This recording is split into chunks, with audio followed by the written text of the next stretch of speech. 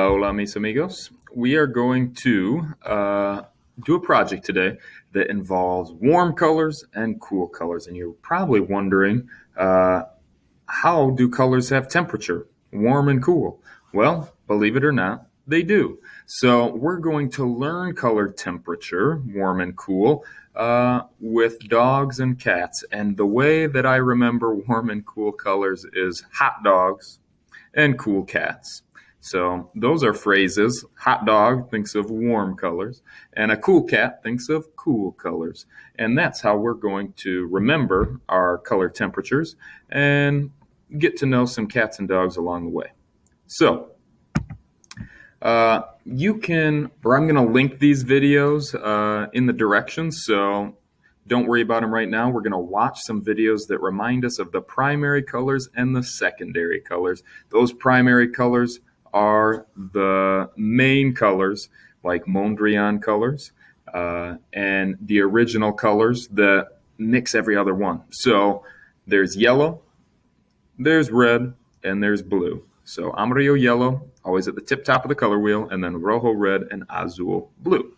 So those are the three primary colors, and then they mix up together to make the secondary colors, which, if you remember mouse paint or Mondrian and stuff like that, we mixed red and yellow to get orange. We mixed yellow and blue to make green, and we mixed red and blue to make violeta purple.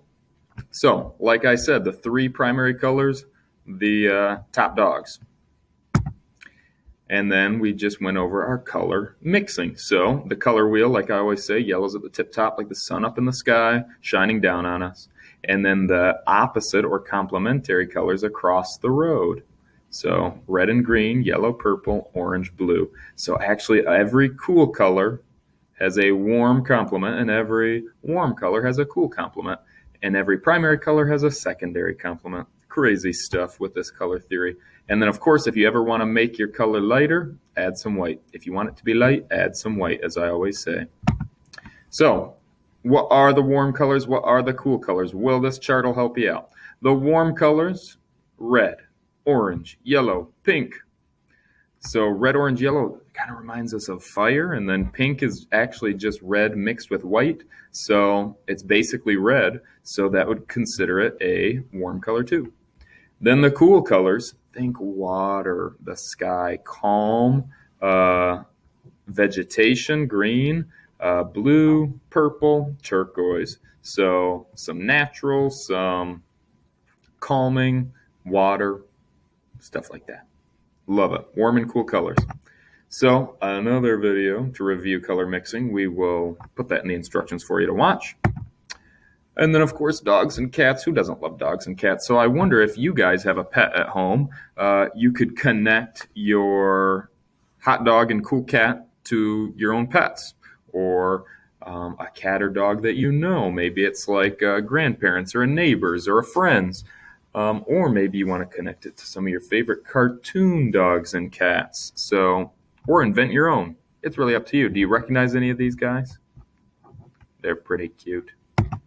All right. So, your example or your project will be different than my examples, obviously. We're all unique. We're all special. We're all different.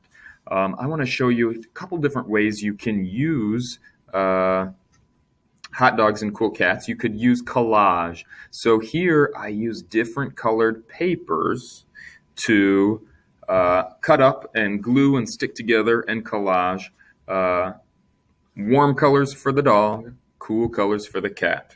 And some are primary, some are secondary. Once you make yours, you can kind of identify which ones are the primary colors in the warm hot dog and which one are the primary or secondary colors in the cool cat.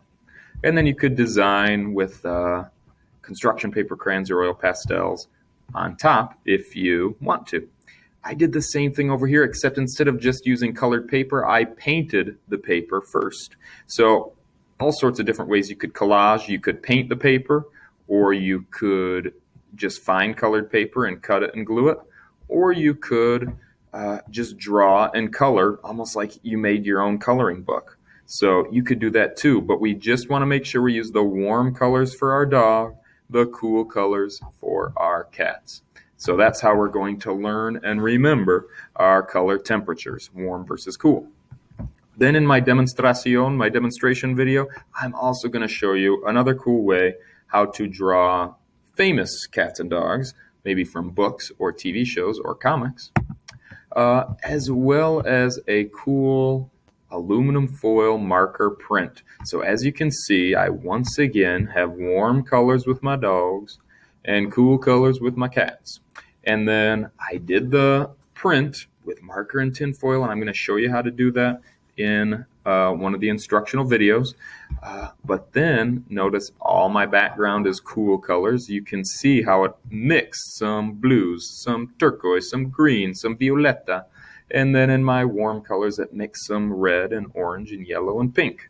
So once it was dry, I glued it to a black background, and I used oil pastels to again remind myself what the color temperatures are. So around the dogs, I used warm color patterns and designs. I used line and shape to create pattern. So line and shape, elements of design as well as color.